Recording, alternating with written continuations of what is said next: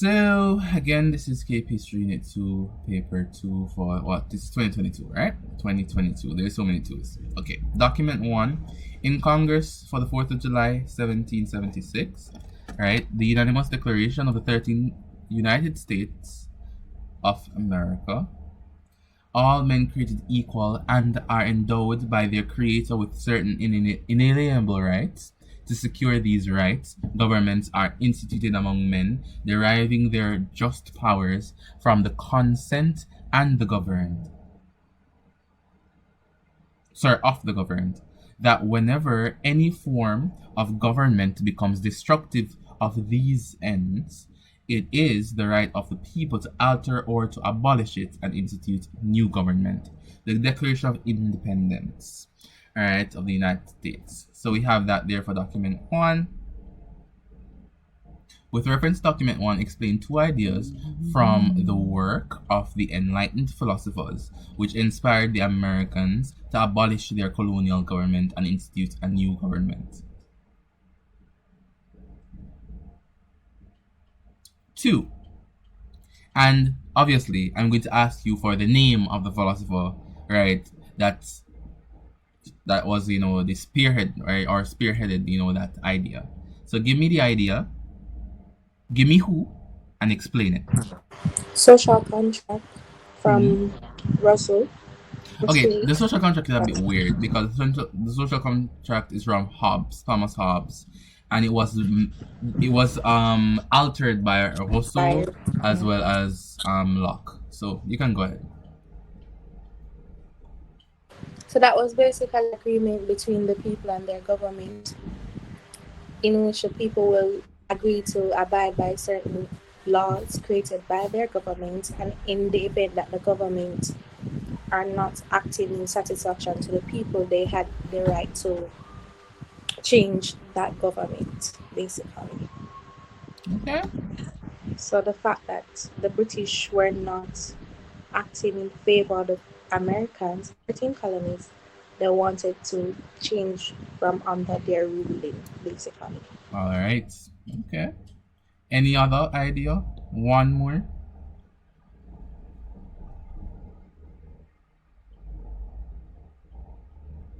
By the way, I did all these principles. Guess what? Anybody can guess. Where did I do them? In a YouTube video. All right. So what's the next principle we can see here? John Locke, natural laws. Oh, natural laws. Go ahead.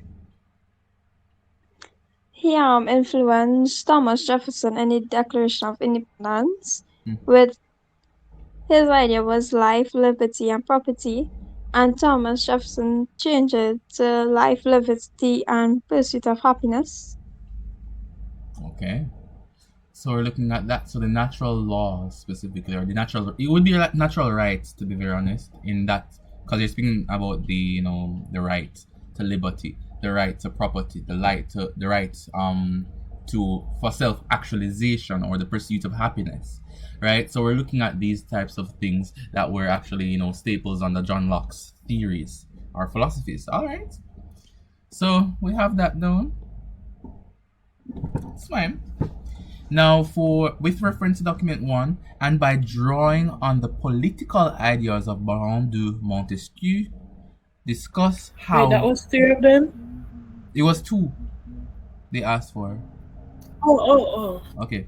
Baron de Montesquieu discuss how 3 grievances against the British Crown as outlined in the Independence Declaration were addressed. So give me the grievance, right? And give me how it was addressed. And obviously, we're looking at Montesquieu's philosophy, right? So go ahead. Well, the grievances aren't here, so you'd have to know the grievances. Go ahead. Montesquieu's separation of powers? Wait, I'm not hearing you specifically. Speak. I'm not sure if it's a mic or... I was asking if Montesquieu was separation of powers. Yes, he was. Separation of powers, yes. Wait, go back down to...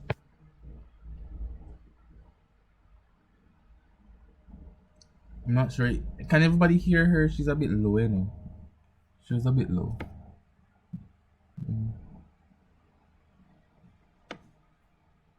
Okay, so I switched devices. I was on my tablet and the audio is low on it. I was asking if you could scroll back down a little bit, please. All right. So that is it.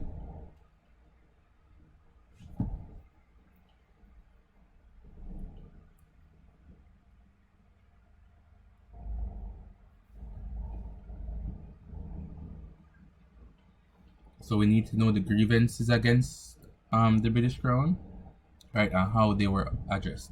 So what did the British do to the 13 colonies, right? And through Baron de Montesquieu's policies or philosophies, right? How were they addressed? So what policies were brought in from Montesquieu that addressed the grievances by the British Crown? I'm just trying to like rephrase it.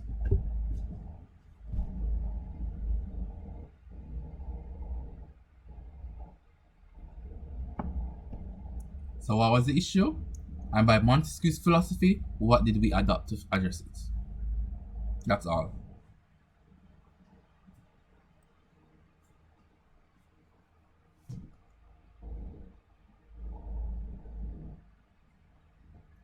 I remember somebody said when we were doing the 2019 paper that they wanted, an enlightenment question to come. Where are you? So enlightenment question here.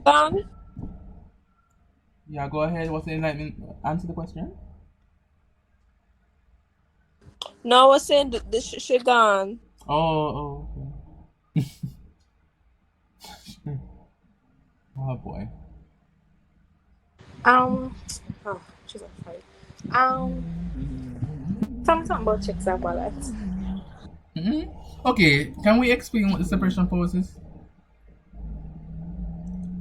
Law students? So Go ahead. so basically it's do I dare say doctrine? You can It's use that. basically where absolute power is not something that is given. It's basically separated amongst the three. So it's legislative, judiciary, and executive. And it's to prevent arbitrary government and corruption. All right. So, firstly, anti-absolutism. Anti-absolutism. We can see here within the document that we hint at them, the government, right, instituted among men, deriving their powers from the consent of the governed. How is that anti-absolutist? How is that anti-absolutist?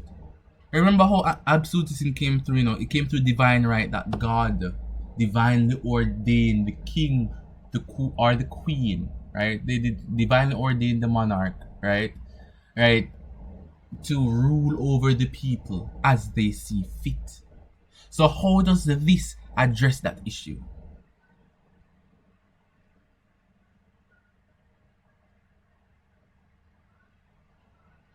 How does the separation of powers address the issue of absolutism?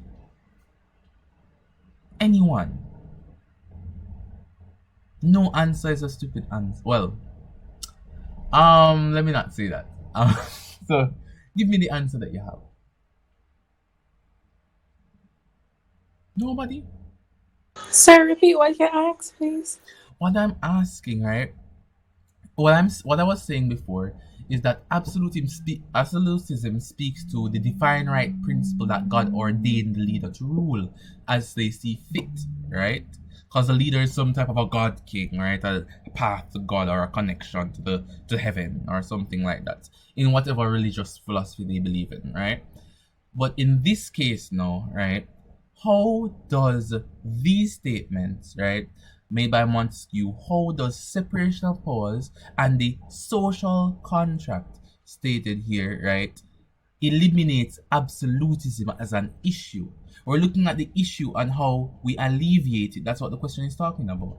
So how does this tackle that issue?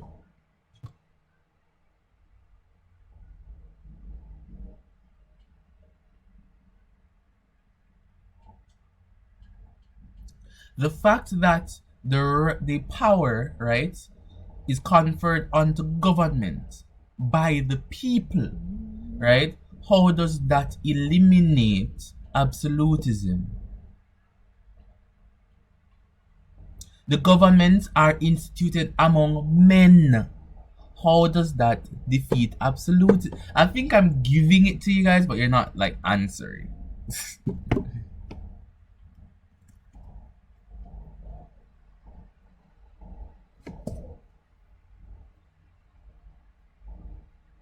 Is it that I don't know? Am I not making sense? So why we're silent?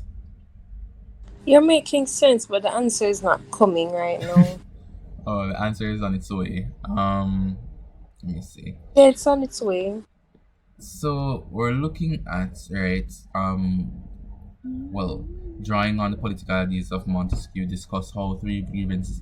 So one of the grievances, right? Remember, it's not all about document 1, but all we have to do is reference document 1. So it's not that you're confined to document 1. That's not how document questions should work, right? So basically, remember that there was lack of representation, and the British government did proclaimed all of their laws, right, without proper representation from the colonists, right? So now that the colonists instituted their own constitution, saying that the governments are instituted by men and the power of government is given by the consent of the people, it's instituting some type of a representation that there should be no laws or nothing instituted by the government without agreement of the people. And that refutes the claim of absolutism, right? By enforcing representative government of the people, for the people, and by the people. Make sense? Yeah. So it's not that you're confined only to document 1. Use all this knowledge you have, but you have to reference it to document 1. That's what they're asking for. They're not saying like using only what is in document 1. That's not what the question asked, right? So you could use other stuff. And then just reference it back to what document 1 was saying with those lines. And one other grievance, right? What could we state? Any other thing? Politically, it says whenever any forms of government becomes destructive, what was happening at the time? I expected somebody to finish my sentence. Alright, the intolerable acts, the coercive acts. When were the coercive acts enforced? Someone tell me, and somebody tell me now, please. I need to do a video on those acts, because I don't have a video on the acts. I'll get a video on the acts. But Were you asking for which acts are enforced? Coercive acts or the intolerable acts. I think they're used interchangeably. So Was the Quartering Act one of them? Yeah, it was a part of the Quartering Act. That was a substitute, yeah. In a way.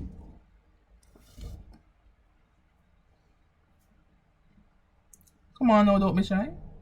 Okay, you guys can put the names and the years in the chat, right?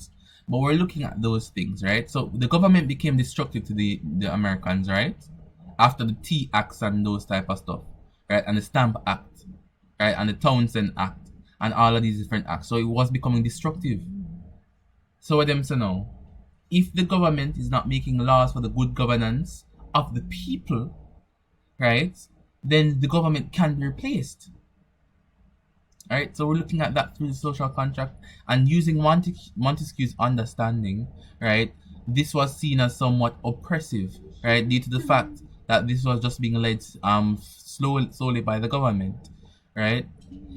So these were some acts of oppression and some amount of corruption within the government of the colony per se, right? Because there was not really any type of interrelationship between the judiciary and the legislative, right, as well as the executive. Remember, there were some issues within the colonies, right, in which the acts per se, right, were instituted, and then the judiciary within the colonies now had issues with enforcing the acts. Right, they had issues with enforcing the acts, right, and they had issues with interpreting the law, right, and stuff like that. So there was And then, along with the judiciary specifically, right, or for an issue with the judiciary within the colonies as well, was the fact that, the government specifically just instituted laws left, right, and center, right? And judiciary, had to just enforce them like that, right? So it was more of executive policies being enforced, right, without conferring onto any type of parliamentary what you would say now body in the colonies, and that's why they instituted the Continental Congress, right? So we could speak about that as well. Lack of representation and lack of communication between judicial powers within the colonies, right? The executive back in Britain as well as the legislative back in Britain. And the main thing about the legislative back in Britain is because there was no legislation back in, in the United States, right? Sorry, not the United States, 13 colonies, right? So the lack of representation and the breach of separation of, well, there wasn't really no breach of separation of powers, but the lack of separation of powers as well was an issue there, right? Causing destructive government to, take hold within the colonies, right? We could speak about that, as well as one more issue plaguing them. I admit that this is a difficult question, right? I'm not at all saying that it's not difficult. It's one of the more harder questions, right? But let's see if we can find another issue. What are any other issues that you guys can state?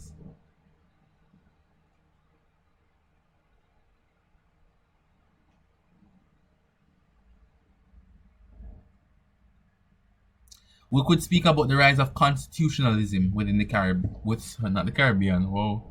Within the 13 colonies, the rise of constitutionalism, right, by Montesquieu as well. Montesquieu made references, he hinted at constitutionalism, right, with the separation of powers, right? So he was looking at that. Note that the government themselves were just creating laws, right, for the people in the Americas, right, without any type of representation, right? And this specifically was actually infringing on the inalienable rights that were stated here in document 1. Now, we could speak about the removal of property through the Quartering Act and the Coercive Acts that breaches John Locke's theories on the rights of property, right? And all sorts of other things. You could speak about these things, the rights of freedom and liberty, right? Remember what was happening in Boston at the time, right? The port of Boston was blocked by the British. That infringed upon that natural right. Speak about all of these events, right? And how the philosophies, right, of the Enlightenment philosophers, for most notably in this question, Montesquieu, alleviated these issues, right? So the breaches of the alienable rights would have been protected by the judiciary, right, which would be the harbinger and the protector of a constitution, right? And that actually powered, the creation of this document, the Declaration of Independence, right? Because of constitutionalism led by Rousseau and Montesquieu. I'm not sure if I'm just talking and talking and talking and you guys not catching anything, but that was really it. The question is not on the nose. The question is not really like that visible, but you have to like really grab stuff out of it. All right. Are there any issues, concerns?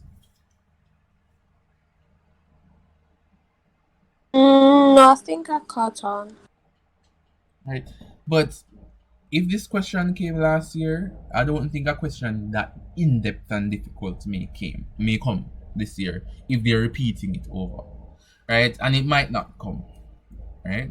So I just want to make sure that we cover like the different topics. Because we'll cover like 3 different topics in 2019. So we're going to cover different topics here, right? So with reference to document 2, outline 3 ways in which the Declaration of Rights of Man was a response to the state of France before the revolutionary outbreak of 1789. All right, let's read the document 2. My bad, I didn't read it before reading the question. Declaration of Rights of Man 1789, approved by the National Assembly of France. Who were the National Assembly?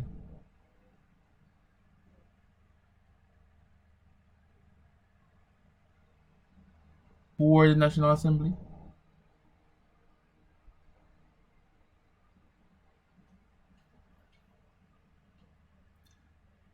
I'm not going to my bed, until somebody answers that question. Who were the National Assembly? Was the National Assembly the French state's instituted form of government? Who were the National Assembly? Could somebody answer that? Weren't they the ones that went into the tennis court to do the whole oath thing? Tennis court oath? So attached to that. The National Assembly were the chosen government of France, right? The people chose it. The chosen government, really. Alright, the revolutionary government, if you could state, of France. So in August 26, 1789, the National Assembly recognizes and proclaims the following rights of man and of the citizen. Remember that man here speaks to rich white men who owned land. Just saying. Articles. Men are born and remain free and equal in rights. Okay. The principle of all sovereignty resides essentially in the nation. No body nor any individual, meaning one person, may exercise any authority which does not proceed directly from the nation. Article 3.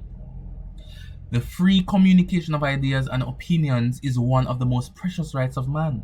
Every citizen may accordingly speak, write, and print with freedom, but shall be responsible for such abuses of this freedom as shall be defined by law. Article 11. Alright. What does the question state? The question outlines 3 ways in which the Declaration of Rights of Man was a response to the state of France before the revolutionary outbreak of 1789. What was France before, and how does these articles answer to that? Someone start. Okay, I'll just give it to you guys. Article 1. Men are born and remain free and equal in rights. What was happening before? And how does this answer it? Or refute it? Or address it? Any answer you want to use. Or any word.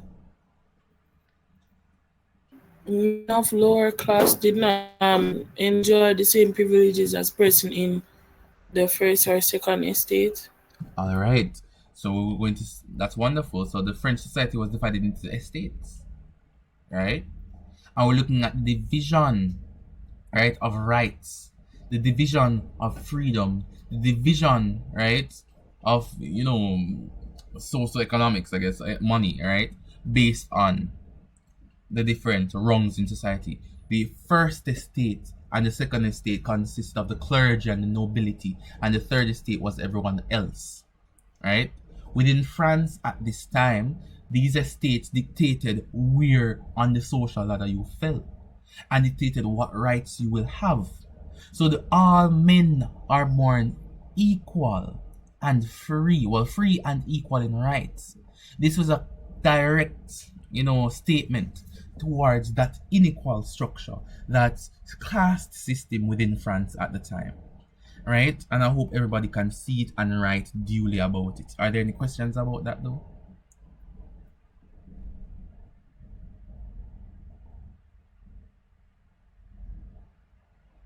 No. All right. You could speak about the heavy taxation of the third estate, and the fact that no taxation was happening at the first and second estate. So speak about that when you're talking about equal. See the words, circle the words, box the words, underline the words, and make sure that they come out in your answers. That the examiner knows exactly what you're talking about. All right. Let's get the next one. The Article 3. What is Article 3 speaking about? The principle of all sovereignty resides essentially in a nation. Nobody nor any individual may exercise any authority which does not proceed directly from the nation. What does Article 3 talk about?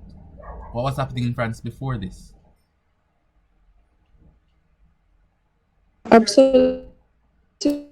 Absolutism. By whom? King Louis. The what? King Louis the 4th, the 5th, the 6th, 7th, 8th, 9th, 10th, 11th, 12th? 14th? Was it the 14th? Okay. Right, so we're looking at Louis the 14th here. Okay. So, what could we say about Louis? And how he handled French leadership? I think he was a people. Wait, hold on. Now, I would love it if we can, try to alleviate any interruptions when other persons are speaking. So if you or the raise hand feature could, assist in that. All right. So go ahead, the person who's speaking.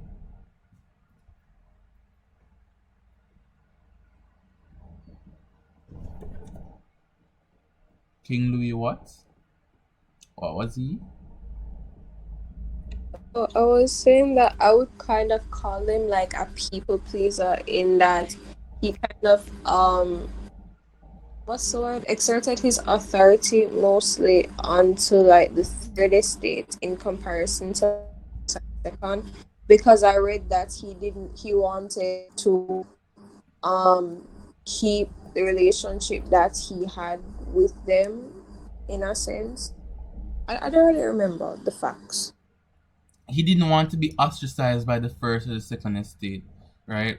So all the policies that instituted hardships onto the third estate but benefited the first and second estate were agreed upon by Louis because, he was a so-called people pleaser. What was the age of Louis at this time? What was his age?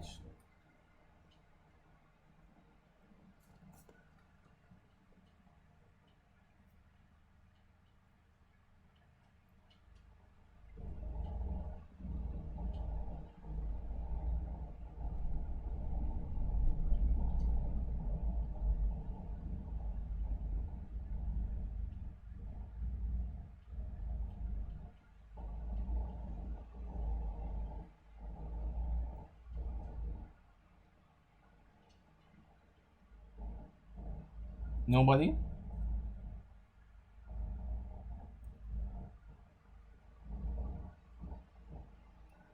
Well, trusty Google said that he died at 38.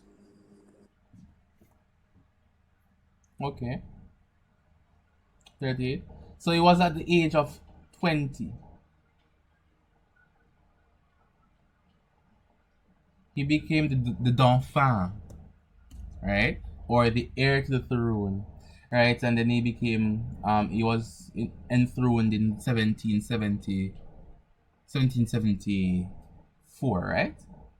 At the age of 20, he was throned, right? So note that this guy, right? His father died early. He didn't he was supposed to he was supposed to have gotten like formal training, right, in the leadership role, but as a child growing up, right, knowing that he would have eventually become king really early, right, he was influenced by the first and second estate, so that could be a reason why he didn't want to let go of them, right. And at 20 he became king, and then a couple of years later the French Revolution began. Now, he was extremely naive and he was extremely ill prepared. And this was what the French people really stated, that this cannot happen. It cannot be that one man have the decision over every single thing within the nation. Suppose that one man is inadequate. Suppose that one man is inadequate. Suppose that one man has schizophrenia. Right? Suppose that one man decided to declare war on everyone and destroy the country. That's why they're saying that it makes sense for there supposed to be a republicanism, the rise of republicanism, right, in France, right? That was one of the main factors. That there can be periods in history where the rulers are inadequate, and it makes sense that the people at all times make decisions for the people and to have a representative government. So we don't want corruption, as was seen with divine rule, right? But we want people to choose their government, and we want the government to be divided through separation of powers. No man or individual should exercise complete authority, right? So we're seeing that there. The last one, the free communication of ideas and opinions is one of the most precious rights of man. Every citizen may accordingly speak a right and print with freedom, but shall be responsible for such abuses of this freedom as shall be defined by the law. Which Enlightenment principle are we speaking about, and what was happening in France before?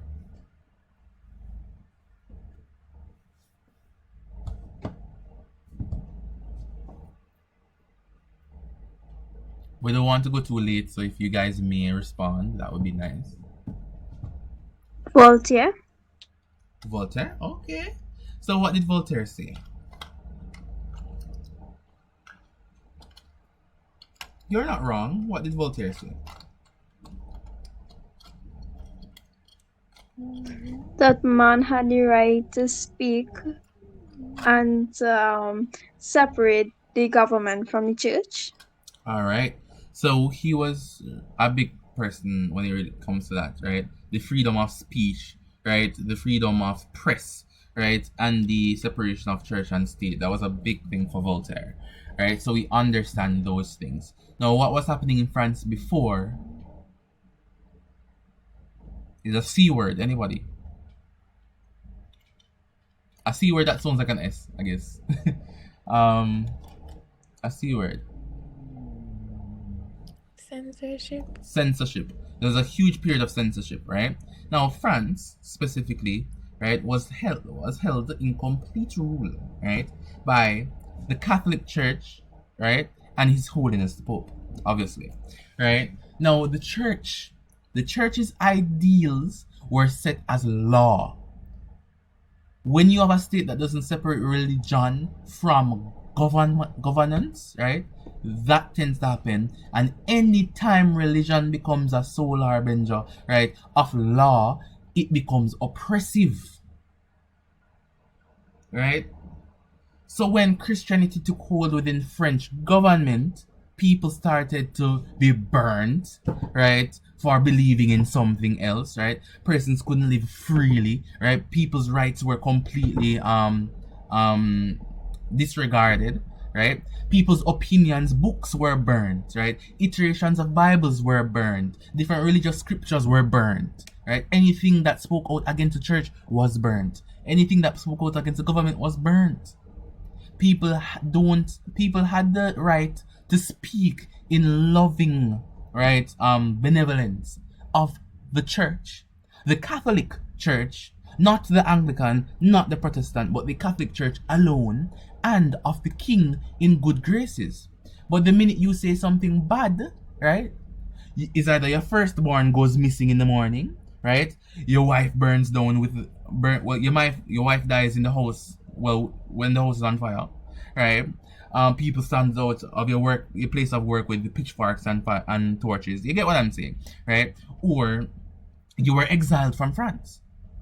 So it's something like that. Everything that was not seen as holy or supporting the king or the monarchy was to be burned and or destroyed, right? So we're looking at stuff like that. So Voltaire is saying that I don't care what you're saying, what you believe in, who you are, or where you come from, but I will defend the right for you to speak and speak justly. And with great freedom comes great responsibility. He's saying that the abuses of this freedom must be answerable by law, but you must protect the people's right to speak. Following? Yes. Remember the persecution of the Protestants in France, right? Protestants were being killed left, right, and center. Protestantism is the type of faith that, Christians across the Caribbean follow today, by the way. Alright? So we're looking at stuff like that. We're looking at the persecution of the Huguenots, which were another religious sect. Alright? We're looking at the persecution of different groups that were, seen as untouchables by the church. And you guys can probably guess which groups those are. Right?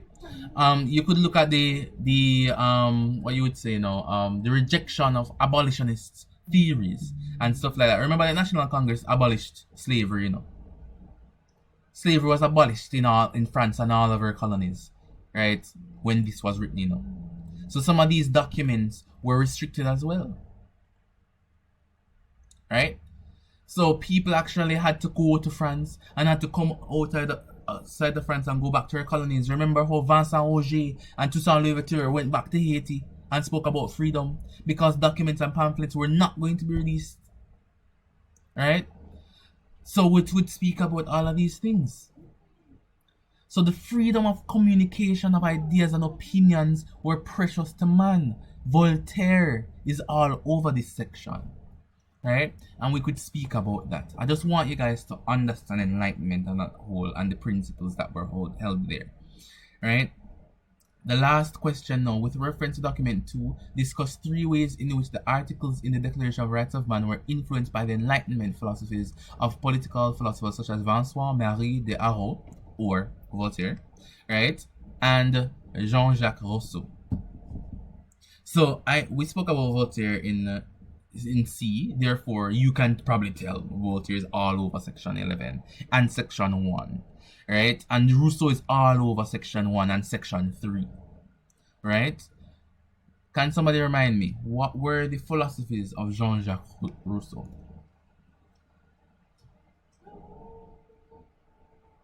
Was he the one for sovereignty of the people? To some extent, yes. Anything else? So sovereignty of people would have been tied into Article 3. Anything else about Jean-Jacques?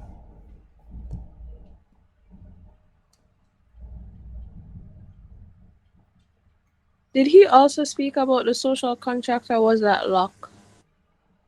He also spoke about it, right? Because remember, it was brought up mainly by Thomas Hobbes, then altered over the years by Jean Locke and Jean-Jacques Rousseau.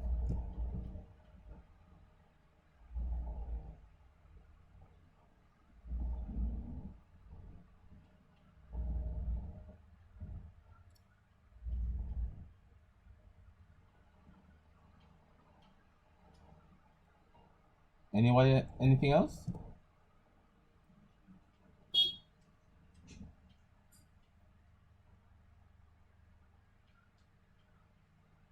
All right, that's it.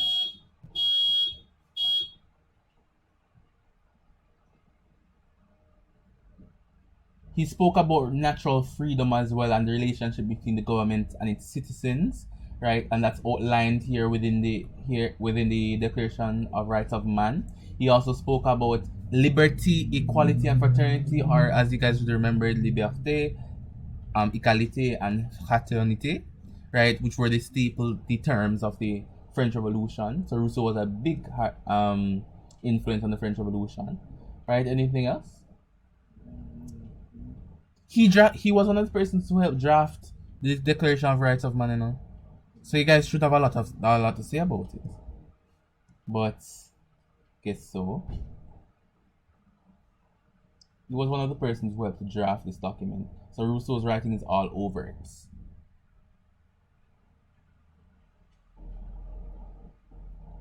Anything about Voltaire?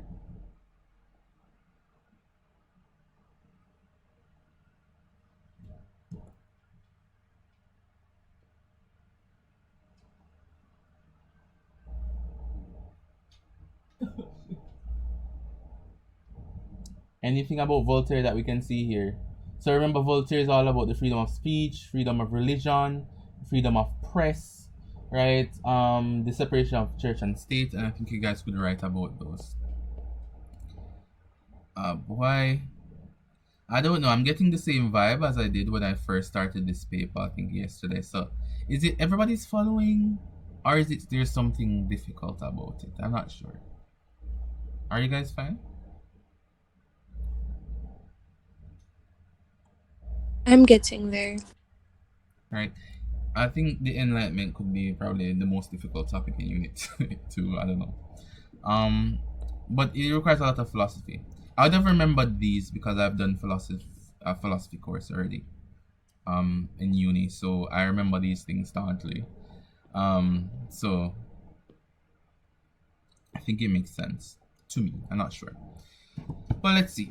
Assess the contribution of the network of railroads to the emergence of the United States of America as an industrial power during the second half of the 19th century.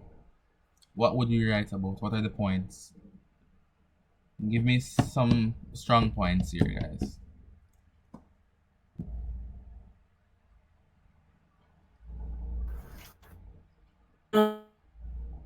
The railways were used as natural resources and goods, products like those.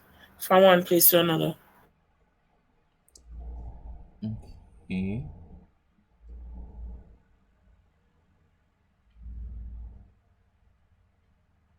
And then relating to her point, because when you're some goods can't be transported through air and on the road, it takes too much time because of traffic and other obscurities.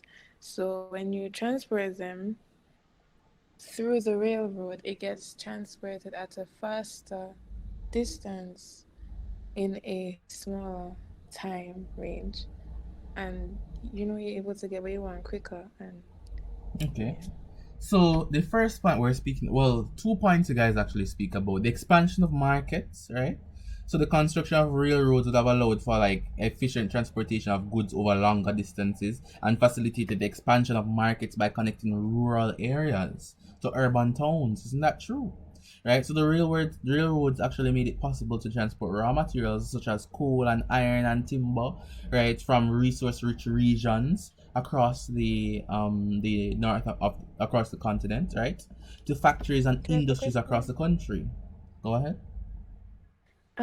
Could the westward expansion be related to this? Manifest destiny. Yes, Dad. Wonderful. Right? Before we get to that though, right? That expansion of markets also speak to industrialization and economic growth. Right? So the railroads were providing a vital role in fueling the industrialization of the United States, right? Also because it was a reliable and cost-effective means of transportation of goods and raw materials, right? They facilitated large-scale industries such as steel, manufacturing, textiles, agriculture, those other things along with others flourished, right? And gained access to broader markets and and a steady supply of resources, right? So railroads would have aided to that. So not only were these resources easier to reach, but they were faster to transport and therefore create a steady continuation of resources influx into American cities, creating a faster boost or a boost, I would say, to industrialization, right? And there was a cheaper availability of transportation. So it encouraged entrepreneurs to start investing into industries, leading to significant economic growth. Not true? I'm sorry, can you repeat that, please? What should I repeat? The that you just said about those So saying investment. that the cheaper transportation encouraged entrepreneurs to invest in industries, right? Because one of the things that made industry slow was the fact that getting the resources to the industry, to the plants and the factories were slow. So now that these resources were vast in quantity and easily transportable, people started to invest. Entrepreneurs started to invest in these industries, leading to the economic growth. Is that you wanted me to refer? Well, to react on? Yes. Okay. We could also speak about manifest destiny and national integration and continental expansion. What is manifest destiny? Somebody tell me. What is? Where Go ahead. so basically it was where the US, it was the belief that they were divinely ordained to basically expand And conquer where? the West. The entirety of the West, right? So that was one of the reasons why they had their eyes on Canada for like a second, for a hot minute. Then they had their eyes on Mexico, right? With the the entire war. If you guys remember the U.S. Mexican War and the Alamo and stuff like that, they had their eyes on Cuba. They had their eyes on Grenada. They had their eyes on Haiti, right? They're trying to expand, manifest destiny. Somebody has their hand up. Um, wasn't this there was a painting? There was a painting done by somebody. Yes, there was. Let me see if I can find it. During that painting, in the painting, like there was a different things that was It was shown. the sorry to cut you off. The painting was the American Progress. That was the name of the painting, and it was by John Gast. Thank you. All right, so let The me paint. look for the painting.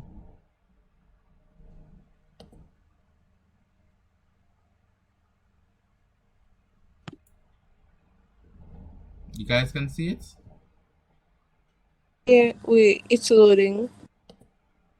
Yeah, that lady. All right. So looking at this is this painting says a lot. This painting allows me to write like 5 essays on this. This painting tells a lot, and you guys should be able to see it. A picture tells 1,000 words, and surely I can write 1,000 words and more about this picture. The expansion towards the west, right?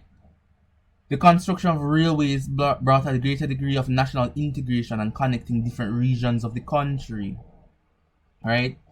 So they started, remember what was happening, at the time? Remember, I think Caribbean, it's not Caribbean. This is not Caribbean history, this is history, right? I think even though this is history, it's not really a lot of centered on the West that much, right? But speaking about the Native Americans and the conquest and stuff like that would have been helpful in understanding this. I don't think the syllabus speaks to it enough, right? But we're looking at the contribution of the railways as it contributed to a cohesive national identity, right? As it caused the transportation of people from the East Coast to the West Coast, right? Expanding American influence across the entire country, right? Allowed the creation of a unified type of state, right? It created that. So the westward expansion, right, and settlement of new territories such as Washington, right, and California, as well as Texas and Nevada, right, and Idaho, etc., right, would have allowed for the perpetuation of this idea that the United States is destined to conquer the Western world, right?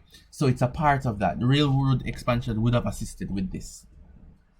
We also had technological innovation, right? So the locomotives, rail cars, signing stations, different types of infrastructures, engineering, manufacturing, material science, these type of things became widespread as they tried to find easier ways to create railroads, faster machines to transport goods, etc. Right? So trains started to become innovated a bit more, right? Steam trains and stuff like that started to move in a little bit more progression. So what we're saying is that technology started to advance, right? Fueled by the idea of manifest destiny. And obviously, anytime we have industrialization, we have job creation and urbanization. And I think that would be our last major point, right? I think I went through like 5 major points, and you could use manifest destiny as a 6th point, right? Not 6th in the rank or in order of the points, but another point, right? So there are many points. Yes, I want you guys to think it's impossible to get 6 major points without essay. No, you can. I'll just 6. And we get 6 a while ago. Right? So just looking at it, job creation and urbanization would have been one because there are numerous opportunities, right? Numerous opportunities that really would attract a large workforce, right? A large labor force. Railroad companies began employing a significant number of persons, right? To work as conductors, engineers, railing. Well, I don't know who the persons are called that lay down the rails, but those type of persons, right? I don't know if you guys know the song like "Oh Home on the Range" or something like that. It's a type of song a work song that they would speak and that they would sing, right, while working on the railroads, right? So there are different artifacts about it. I swear, if I was teaching history, right, the amount of movies and songs I would incorporate, movies and songs just give you everything, right? But yeah, so you could speak about that. So those are like 6 major points that you could use on that essay. I'm not sure if I lost anybody. Is everything fine? Everything good? Yep. Alright. Remember that picture. Alright, if they speak about the manifest destiny or American expansion or American industrialization, right? I'm not sure if they would. This was still last year, but I think it's important to still go through the things. Alright? So that was our entirety of module 1.